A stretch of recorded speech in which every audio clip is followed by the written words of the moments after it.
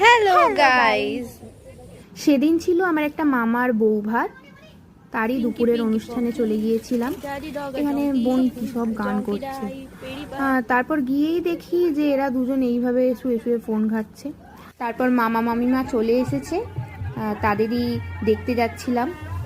এখানে অনেক রকম রিচুয়ালস, ওদের আস্তে আস্তে প্রায় 1টা বেজে গেছে, আর আমরা এখানে একটু ভিডিও করে নিলাম।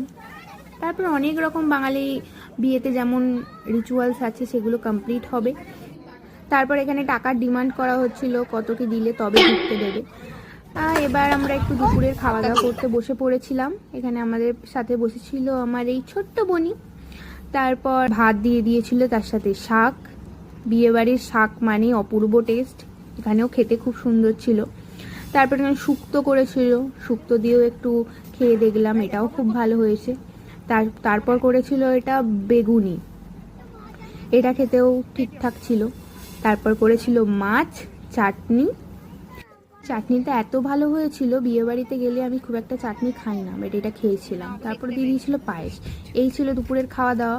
আর এই ফুলটা পেয়েছিলাম পাশেই, মধুমালতী ফুল। এই ছোটকেকে আমি ফুলটা দিয়ে দিচ্ছিলাম। বাস এই ছিল আজকে ছোট্ট মিনি ভিডিও। Bye bye.